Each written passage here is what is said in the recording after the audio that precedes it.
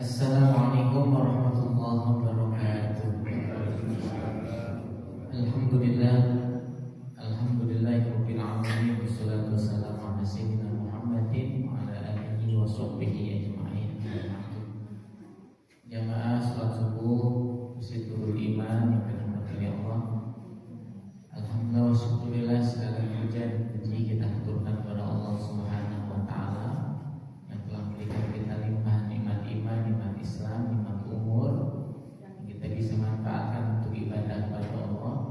Mudah-mudahan semua nikmat itu bisa kita jaga dan kita manfaatkan untuk nambahin bekal kita menghadap Allah Subhanahu wa taala dalam keadaan husnul khotimah. Ini pengajian terakhir tahun 2025. Tahun depan sudah dekat, mudah-mudahan kita bisa jumpai bulan Ramadan. Amin amin. Bismillahirrahmanirrahim. Kita melihat bagaimana sahabat Rasulullah SAW yang diberi nama Abu Hurairah, ini kunyahnya beliau. Nama aslinya Abdurrahman ibnu Sukhar Al-Sa'id Abi Sa'id Al-Maqbiri qala dakhala Marwan ala Abi Hurairah. Khalifah Marwan itu penggantinya Muawiyah. Dia itu masuk ke Abu Hurairah radhiyallahu anhu fi saqwahu alladzi mata fihi, dalam kondisi Abu Hurairah merasa sakit, di mana sakit tadi itu beliau diwafatkan oleh Allah Subhanahu wa taala. Nah, antara Abu Hurairah dengan Marwan ini ada hubungan yang menarik.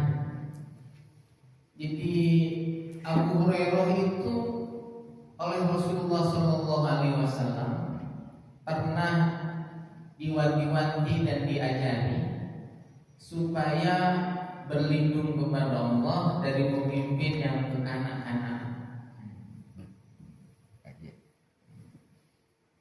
Nah, ketika ditanya siapa kira-kira pemimpin yang kekanak-kanakan, kata Abu Hurairah, kayaknya si Marwan ini sama anak cucunya Muawiyah. Itu adalah orang-orang yang oleh Rasulullah kita diminta untuk berdoa dilindungi dari pemimpin yang kekanak-kanakan. Sehingga Marwan itu agak kesel sama Abu Hurairah. Ini Abu Hurairah ngawur ngomongnya ini. Nah, dicarilah Abu Hurairah sama Marwan dalam kondisi beliau sakit. Faqala syafaqullah. Marwan itu basa-basi mendoakan Abu Hurairah, semoga Allah menyehatkan kamu, berikan kamu kesembuhan. Apa jawaban Abu Hurairah? Allahumma inni uhibbu liqa'aka fa ahibba liqa'i. Karena Abu Hurairah itu gak senang ketemu Marwan, ini perkaranya bakal panjang nih kalau ketemu Marwannya. Maka beliau berdoa, ya Allah, inni uhibbu liqa'aka, saya ini senang berjumpa dengan fa'ahib baliqai, maka mudah-mudahan engkau juga cinta untuk bertemu denganku. Artinya beliau ingin meninggal. Apa boleh doanya? Ya doanya begini, bukan ya Allah matikan saya, ya, itu dimakruhkan. Tapi kalau doanya Allahumma inni uhibbu liqa'aka fa'ahib baliqai, ya Allah, aku senang bertemu dengan engkau, maka cintalah engkau untuk bertemu denganku juga. Dikabulkan oleh Allah Subhanahu wa taala. Fama balagha Marwan ashabal khata hatta mata rahimahullah. Karena doa inilah Marwan itu tidak bisa sampai untuk bisa menyakiti ashabal khata. Ini julukannya beliau. Ashabal khata itu orang yang memiliki kucing. Nah, ini Abu Hurairah itu kunyahnya, julukan yang lain itu Ashabal Khata. Jadi orang yang punya banyak kucing, itu Abu Hurairah. Nah, Ada orang salah kaprah yang seneng kucing itu Rasulullah gitu. Yang seneng kucing itu Abu Hurairah sahabatnya Rasulullah SAW. Kalau Rasulullah apa juga melihara kucing? Rasulullah itu pelihara salah satunya itu adalah ayam. Ini yang seneng ayam. Ya, Rasulullah itu salah satu yang dipelihara adalah ayam putih. Salah satunya yaitu untuk bangunkan sholat malam.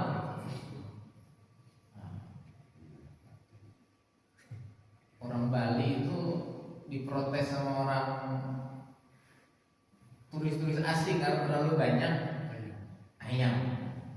Padahal ayam itu ya hewan yang bagus. Itu salah satu Rasulullah ayam. Lalu beliau melihara peranakan kuda dengan keledai. Rasulullah SAW. Yang senang kucing itu Abu Hurairah.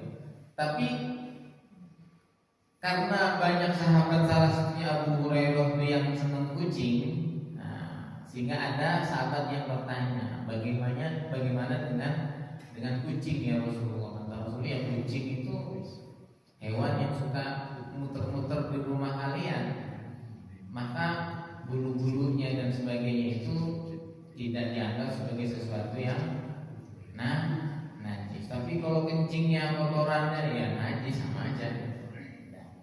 Hatta mata rahimahullah. Nah, dari Abu Hurairah kita belajar. Beliau itu banyak dipesani doa oleh Rasulullah SAW. Salah satu doa yang masyhur yang diajarkan kanjeng Nabi ke Abu Hurairah, Allahumma aslih li dini alladhi huwa ismatu amri, wa aslih li dunyaya allati fiha ma'asi, wa aslih li akhirati allati fiha ma'adi, waj'alil hayata ziyadatan li fi kulli khair, waj'alil mauta rahatan li min kulli syarrin. Ini doa yang diajarkan Rasulullah kepada Abu Hurairah. Apa doa ini? Allahumma ya Allah, aslih, perbaikilah li untukku dini agamaku. Ya Allah, jadikan agamaku ini agama yang baik, cara beragamanya baik. Berarti ada nggak orang yang beragama tapi nggak baik? Ya ada. Kelihatannya beragama tapi nggak baik. Agamanya kurang bagus, cara beragamanya salah. Ya, yang paling gampang ya diluai sirah, orang yang rajin sholat, puasa, baca Quran, ya. Tetapi bacaan Al-Qurannya tidak pernah lewat dari rombongannya. Jadi itu diwanti-wanti oleh Rasulullah SAW. Hum syarrul bariyah. Mereka itu sejelek-jeleknya manusia. Beragama, melaksanakan perintah agama dalam kondisi yang lebih baik dari umumnya sahabat Rasulullah.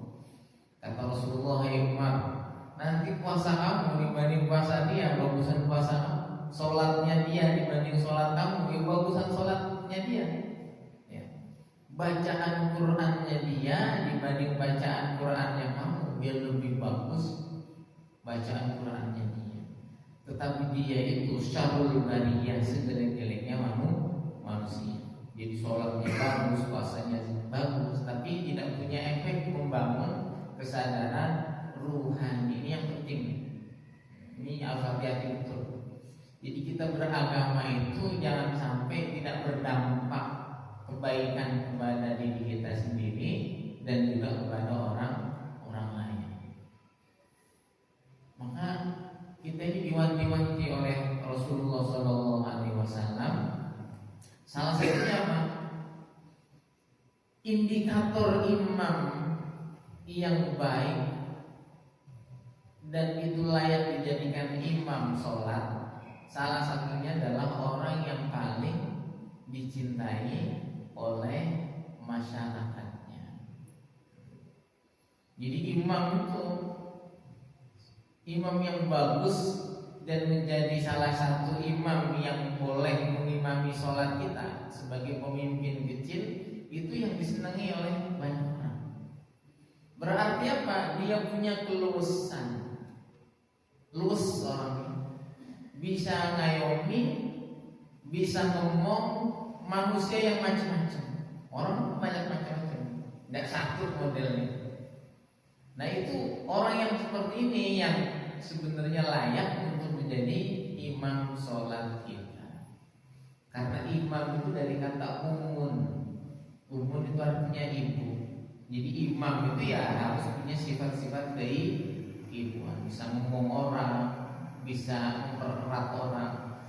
Ini yang pertama kita minta. Allahumma aslih li dini alladhi huwa ismatu amri. Yang agama itu menjadi tolak ukur, menjadi pegangan segala urusan. Kalau agamanya udah bagus, ya semua urusannya bagus. Wa aslih li dunyaya allati fiha ma'asi. Di samping agamaku bagus, juga perbaiki duniaku. Allati fiha ma'asi, yang di dalam dunia itu kehidupan diri. Akhiratnya bagus, dunianya bagus. Wa aslih li akhirati allati fiha ma'adi. Perbaikilah untukku akhiratku ya Allah, di mana akhirat itu adalah tempatku kembali. Agamanya bagus, dunianya bagus, akhiratnya bagus. Wa ja'alil hayata, ini poinnya di sini. Dan jadikanlah kehidupan ziyadatan sebagai tambahan li untukku fi kulli khairin, dalam setiap kebaikan. Kalau kita dikasih oleh Allah umur untuk bisa tetap hidup di dunia sampai hari ini, artinya kehidupan kita itu Allah jadikan sebagai tambahan kebaikan. Apakah ada orang hidup di dunia tetapi jadi tambahan keburukan? Ya banyak, nggak usah dihitung. Jadi umurnya semakin panjang, kejahatan dan dosanya semakin banyak. Na'udzubillah min dzalik. Umumnya orang itu semakin tua semakin sedikit maksiatnya. Ya. Orang umur 80 tahun kan jarang jadi perampok ini. Jadi maling juga jarang. Umumnya harusnya begitu. Semakin nambah umurnya, semakin nambah kebaikannya. Kerja juga sudah terbatas, geraknya terbatas. Maka dia harusnya kembali kepada Allah. Kalau nanti pun umurnya tidak dikasih tambahan oleh Allah, wa ja'alil mauta rohatan li min kulli syarrin. Jadikan kematian ya Allah roha. Roha itu sebagai istirahat bagiku dari semua keburukan. Ini doa luar biasa diajarkan oleh Rasulullah kepada Abu Hurairah. Ini doanya maksud. Kalau doa maksud itu berarti baik untuk kita amalkan. Ini monggo kalau dihafalkan doa ini. Kalau enggak tahu Arabnya ya minimal Indonesianya. Ini penting sekali doa ini. Karena ditutup apa? Wa ja'alil mauta rohatan li min kulli syarrin. Jadikan kematian itu sebagai media istirahat bagi saya dari semua keburukan. Sudah nggak ada yang ngomongin lagi, nggak ada yang macam-macam lagi. Karena ketika kita dimatikan, itu seperti kita diistirahatkan oleh Allah Subhanahu wa Ta'ala. Jadi kalau sebelum mati jangan istirahat dulu. Sebelum mati jangan istirahat dulu. Istirahat itu pas meninggal. Ini istirahat yang baik. Maka Imam Ahmad bin Hanbal ketika ditanya oleh ayahnya, beliau itu umurnya sudah sepuh, tapi sholat puasanya baca Qurannya tetap kayaknya nggak ada istirahatnya. Sehingga anaknya itu kasihan. Sehingga anaknya bertanya, ya abana, matarroh, ayahanda, jenengan istirahatnya kapan? Tiap hari ibadah baca Quran. Kayaknya nggak ada istirahatnya. Kata beliau, ar-rohatu indama nahtu awal khutwatin ilal jannah. Nanti saya istirahat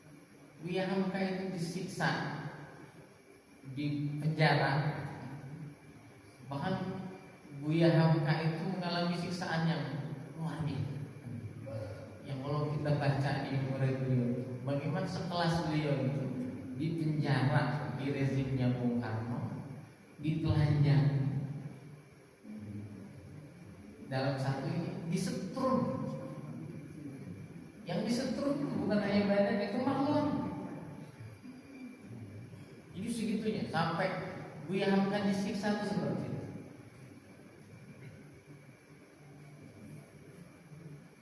Itu sisi buruk seorang pemimpin. Ya nggak bisa dibantah. Orang PDI nggak bisa bantah. Ya itu fakta sudah. Ditulis dalam banyak buku-buku. Bagaimana beliau memberangus lawan-lawan politiknya. Selain itu ganti Pak Harto. Pak Harto itu jangan pidato seperti Bung Karno, semain jenderal yang suka tersebut. Tapi yang bantah beliau atau hilang gitu saja. Jadi Pak Harto punya sisi kelam, luar biasa kalau beliau. Orang mati di zaman beliau yang hilang sampai sekarang banyak yang nasibnya nggak jelas. Amir Wiki, Tanjung Priok, nggak ketemu. Wiki Tukul, ya itu kalau mati gimana kuburnya? Jadi itu nggak mungkin dia itu dijubur sumur, kalau jalan dijubur sumur hilang itu ya terlalu skenario terlalu. Ada lagi Marsina, kalau Marsina jelas mati. Marsina itu tahun 92-an. Ingat saya. Matinya Marsina itu nggak mungkin kalau tidak by sistem komandonya. Dan naudzubillah, Marsina itu meninggal mati. Itu sampai kemaluannya itu dimaksud gagal pacul ya. Penyiksaan luar biasa. Tapi di tahun ini dua-duanya dijadikan pahlawan. Jadi Marsina pahlawan, apa-apa. Setelah presiden-presiden yang hebat menurut saya di Indonesia ini, presiden yang singkat-singkat misalnya Habibie punya dosa? No. Maksudnya dosa politik negara? Enggak punya dia. Siapa di sini yang bisa? Apa dosa politik Habibie? Pernah membunuh siapa dia? Pernah minta orang di penjara siapa? Gus Dur. Apa dosa politiknya Gus Dur? Bubarkan DPR. Kalau sekarang ada politik setuju nggak DPR? Ya setuju.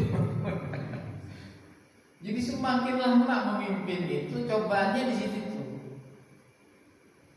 Apa nggak ada ulama? Nggak ada, ya banyak. Tapi itulah pemimpin Allah kasih kita. Yang mungkin dari situ ujian hidup kita di situ.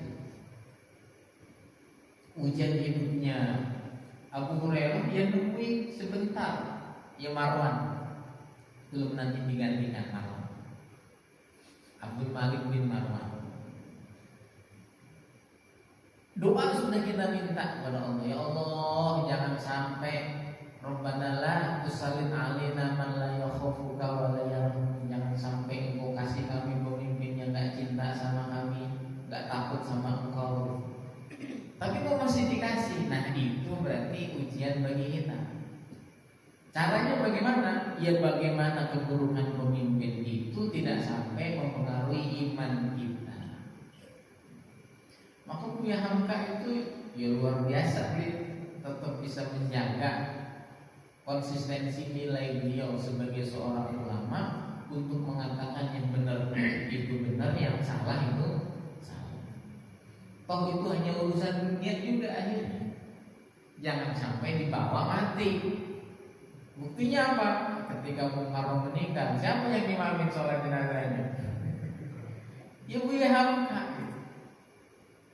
Karena ini urusan saya dengan kamu di dunia. Siapa yang nanti jadi hakim? Allah Subhanahu wa taala. Kesalahan kamu tanggung jawabkan, tetapi hak saya sebagai seorang muslim kepada muslim yang lain ngimami yang ngimami. Tapi urusan itu ya nanti urusannya dihitung lagi di akhirat. Ya begitu, karena nggak mungkin ya sisi Buya Hamka tidak memiliki sesuatu yang tidak enak. Berapa tahun sudah di penjara di rezimnya Bung Karno. SBY apa dosa politiknya SBY? Ada orang di penjara nggak di zaman SBY? Lalu Jokowi nggak bisa dihitung, kalau kita kan ngalamin semuanya. Zaman Prabowo, kita nggak tahu itu kan termasuk ujian bagi kita atau termasuk barokah dari Allah. Tapi kita harus punya kejujuran dan keberanian. Yang salah itu salah, yang benar itu jangan jadi buzzer. Nah, kalau kita menjadi bagian dari buzzer yang tidak mampu meletakkan yang salah itu salah, yang benar itu benar, ya mundur lagi nanti jalannya. Saya agak takut. Saya paling ngeri itu sebenarnya sama Mengapun tentara. Saya itu paling takut. Artinya apa? Siapa yang berani mengontrol? Kalau yang memimpin kita yang punya senjata, agak repot. Itu yang terjadi di negara-negara Timur Tengah, di mana pimpinannya rata-rata militer. Bisa nggak mereka itu kita kritik?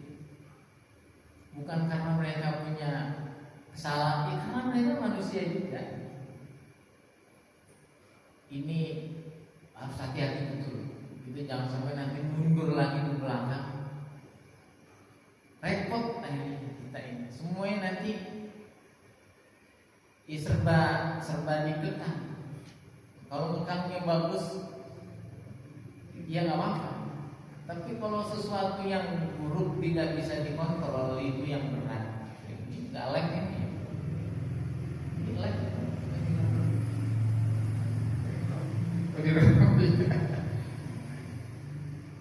Ini kita ini kalau nggak betul-betul hati-hati dari pemimpin-pemimpin yang tidak bisa mengayomi kita,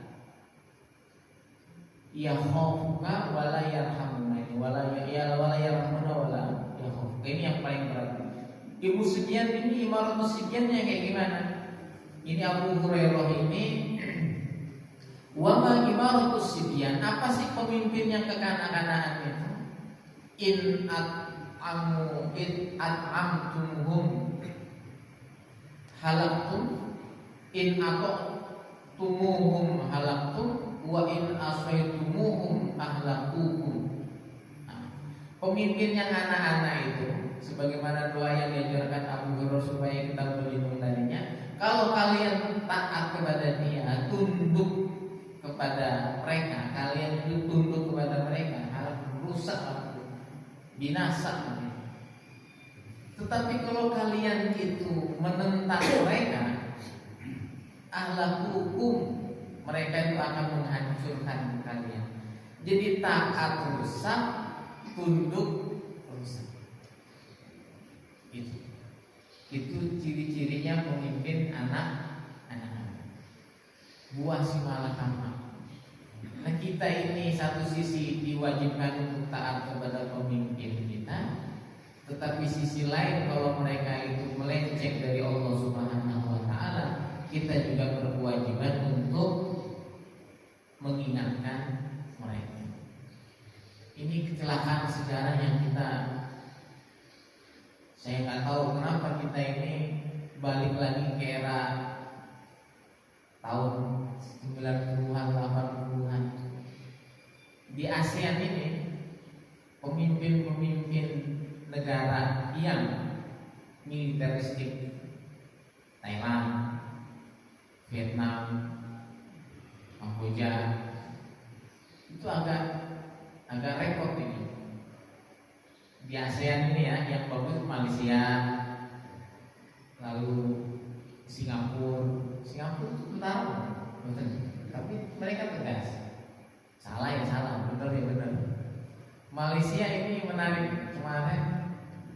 mantan PM-nya, Prime Ministernya itu dipenjara 15 tahun gara-gara kasus 1 million DB. Jadi bikin seperti dana tara, dana dikelola sendiri oleh negara, bikin super holding yang besar, inginnya niru Temasek di Singapura, tetapi orang-orangnya nggak bersih. Ini yang ya korupsi terbesar di dunia. Berapa korbannya sudah yang mati gara-gara ini? Saya ini kadang-kadang memang diuji salah dalam memilih orang. Saya dulu seneng banget ada pemimpin yang saya suka, namanya Ridwan Kamil. Ridwan Kamil itu mulai dari dia wali kota Bandung sampai dia jadi gubernur Jawa Barat. Saya melihat pemimpin itu ya seperti ini. Islamnya dapat, ya. Dia waktu awal jadi gubernur Jawa Barat kan langsung kursus bahasa Arab. Karena saya ikut Instagramnya dia, followernya dia saya. Istrinya tidak terlihat soleha, keluarganya harmonis. Yang saya yakin ini kalau jadi orang besar itu akan hidup berbaik, karena nanti Indonesia akan punya bapak negara dan punya ibu negara. Ini, karena saya punya teori negara yang bagus itu pasti ibu negaranya tampil dengan tampilan positif. Kenapa umat Islam di zaman awal Rasulullah SAW kuat? Karena kanjeng Nabi itu didukung oleh ummahatul mukminin, ibunya orang-orang mukmin yang kuat-kuat juga. Mulai dari Khadijah, ya. Setelah Khadijah wafat ada Aisyah, ada Ummu Salamah yang luar biasa, tampil sebagai ibunya orang mukmin. Di zaman kenapa Habibie bagus? Karena beliau didukung oleh Ibu Ainun Habibie yang terdidik, yang cerdas dan intelek, sabar, tapi nggak mau ikut proyek. Kenapa Gus Dur bagus? Ya karena Gus Dur itu secara nalarnya normal, karena beliau didukung oleh Ibu Sinta Nuriyah yang punya jiwa keibuan sebagai seorang istri presiden. Itu teorinya. Nah, dilihat dari pemimpin yang ada itu, Ahok waktu itu dia cerai sama istrinya. Siapa lagi? Pak Jokowi itu Bu Iriana. Apa Bu Iriana tugasnya?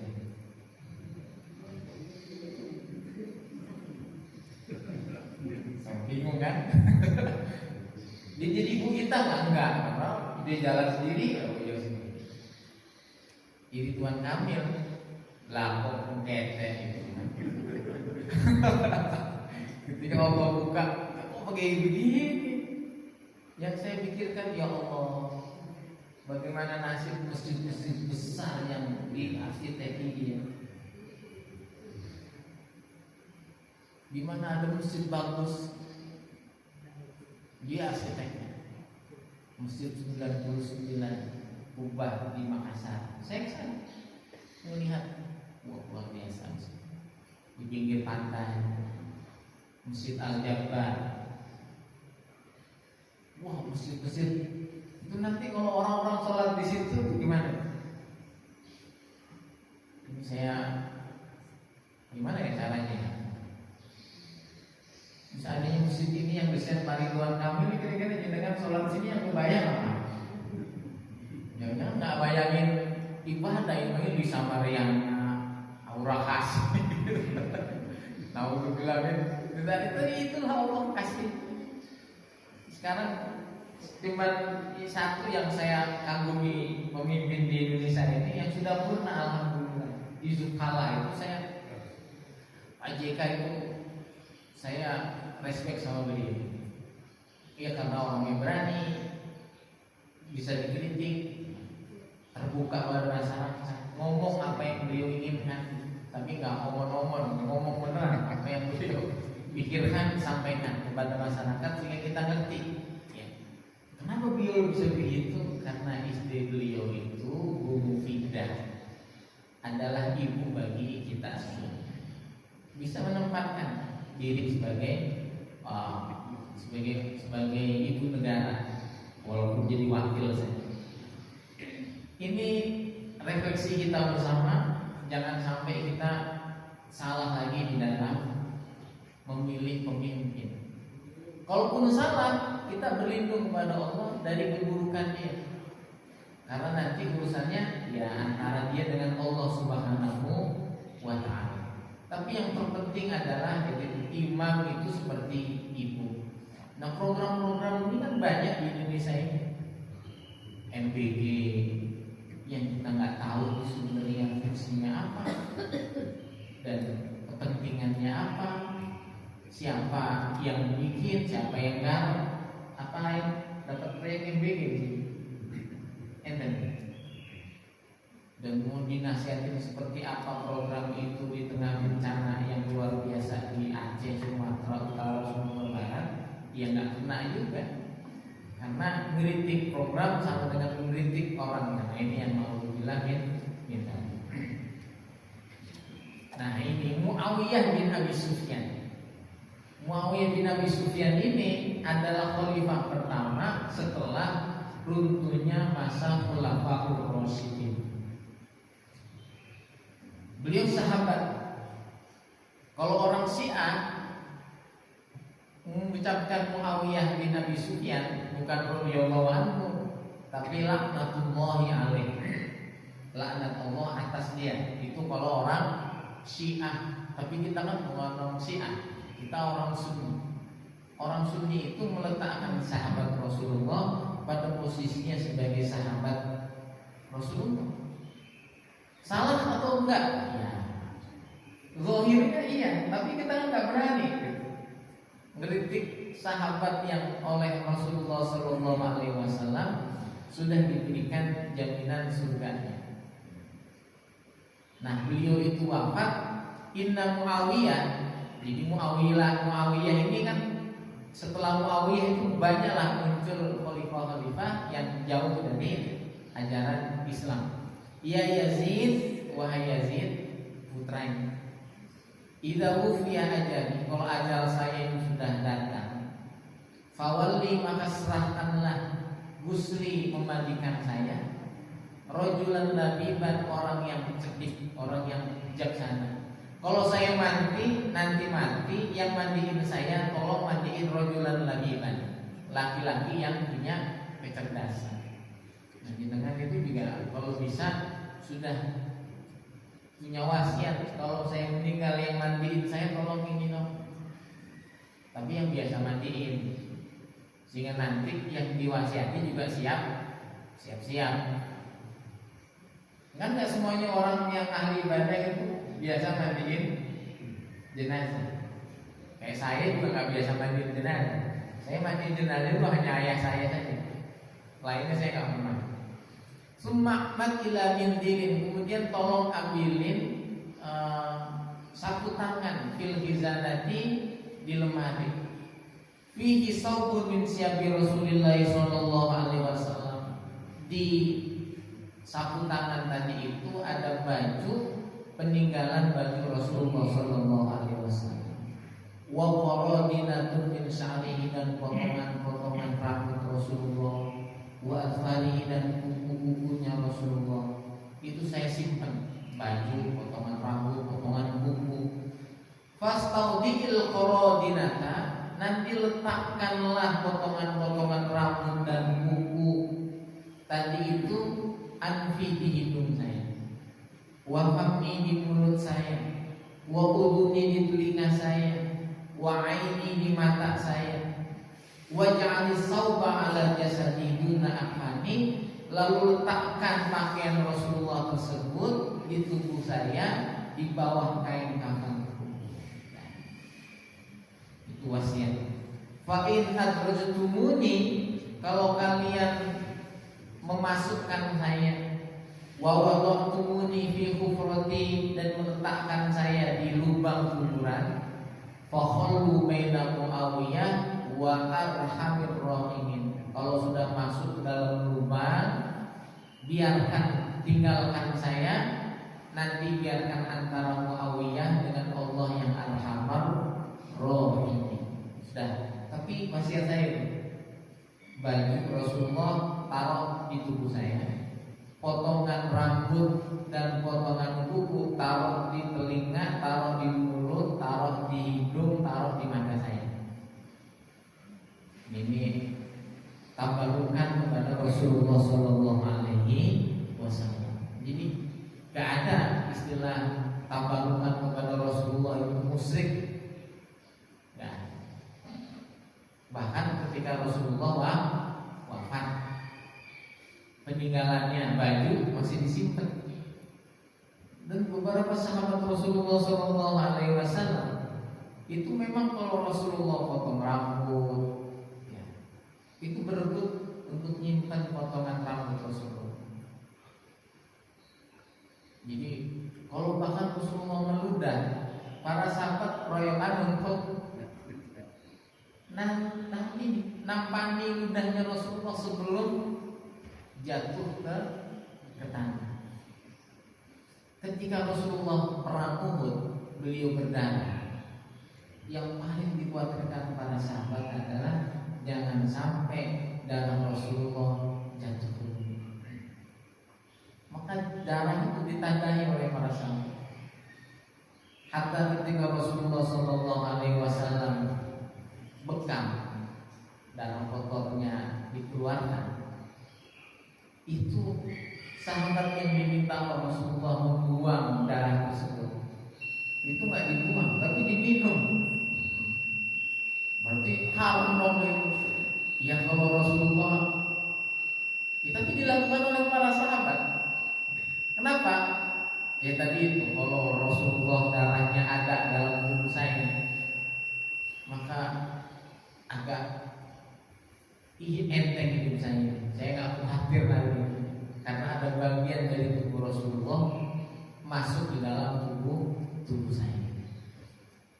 Nah itu Rasulullah yang ini Rasulullah, yang lainnya jangan. Nanti minum darah orang repot. Kalau untuk orang soleh gimana? Nah orang soleh itu ya beberapa dilakukan, tetapi orang-orang yang memang kesolehannya itu sudah mujma'alai. Ya. Contoh tabarukan ke makam-makam nyawali walinya Allah Subhanahu wa Ta'ala. Tapi harus hati-hati ya. Mintanya jangan ke kuburan, mintanya kepada Allah Subhanahu wa Ta'ala. Tawasulnya kepada wali-walinya Allah Subhanahu wa Ta'ala. Dan itu dilakukan oleh orang-orang Islam, oleh sahabat, oleh tabi'in. Contoh Uwais Al-Qarni, betapa sahabat-sahabat seperti Ali bin Abi Thalib disuruh salaman, minta doa. Makam-makam sahabat Rasulullah, taruhlah Abu Ayyub Al-Ansari yang ada di mana? Yang ada di Turki. Sahabat-sahabat Rasulullah yang Sa'ad bin Abi Waqqas. Karena kalau ini tidak dijaga, orang kehilangan ruhnya, cahaya. Betapa keringnya sisi-sisi religiusitas saudara-saudara kita di Saudi, sehingga tidak bisa melihat nilai-nilai ini dalam perjalanan negara. Dulu sebelum orang-orang Wahabi memerintah Saudi, yang namanya makam sahabat-sahabat agung itu ada kubah. Jadi yang baki itu banyak kubahnya. Sekarang ini jenengan ke makam bakti yang ada di batu aja kuburan siapa ini makamnya? Hatta makamnya Fatimah, makamnya Aisyah, Abu Bakar As-Siddiq. Kalau itu kan ada di sampingnya Rasulullah. Utsman bin Affan. Nggak ada yang tahu. Makamnya Abu Hurairah, mana makamnya Abu Hurairah? Harusnya kan ada walaupun nama saja. Untuk apa? Menanda sirah. Karena kalau nggak punya itu, sisi-sisi religiusitas ini anak muda kebanyakannya yang agak hilang nilai-nilai religiusitas. Karena tidak punya keterikatan sejarah. Rumahnya Khadijah, terus apa lagi? Jadi mereka itu menghilangkan simbol-simbol sejarah, tapi untuk negara, kalau ulang tahun negara, yang namanya foto Raja Saud itu ada di mana? Dipasang di mana? Untuk apa? Menggugah kesaudiannya. Nah, kalau saudiannya digugah, lalu keislamannya itu kan dilupakan. Ini agak beratnya sekarang di situ, di dekat Madinah, Mekah itu ada namanya kota baru. Saudi sedang membangun kota baru, kota neon. Itu disulap menjadi tempat hiburan, segala macam hiburan masuk. Ini mendekati akhir zaman. Nah ini orang-orang itu selalu umroh diajak di sana kadang-kadang sama topiknya. Saya takutnya nanti ada kasino juga di sana. Repot juga, apa kurang duit di sana?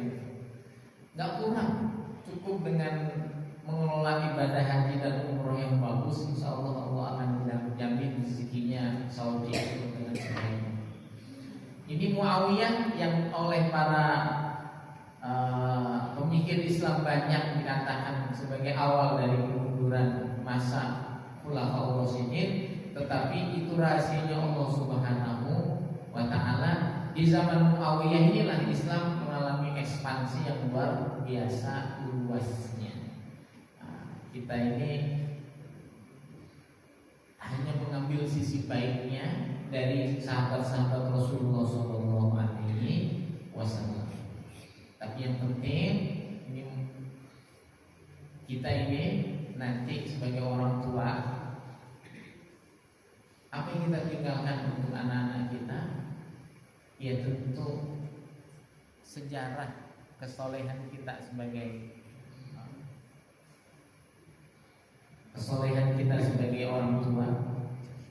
Contoh, nanti kalau kita meninggal, anak-anak bisa melihat sejadah yang biasa kita pakai sholat, sorban yang biasa kita pakai sholat, tasbih yang biasa kita pakai zikir. Itu peninggalan yang luar biasa. Saya itu masih nyimpen sejadah orang tua saya yang ngecap kaki sama tempat sujud. Jadi sejadah warna hijau itu sejadah kesayangan ayahnya dong. Saya nggak tahu berapa tahun dia itu sholat di situ. Sampai tempat sujud itu jadi bulu-bulunya hilang. Bulu kaki, bekas kakinya itu masih nampak juga. Saya komen, ya Allah ayah saya, berapa lama beliau ini sholat di sejadah? Ya. Jangan sampai nanti anak-anak kita tidak punya peninggalan jejak-jejak kedekatan kita kepada Allah Subhanahu wa Ta'ala. Mudah-mudahan tahun berganti semangat kita untuk ibadah semakin bertambah. Amin ya rabbal alamin.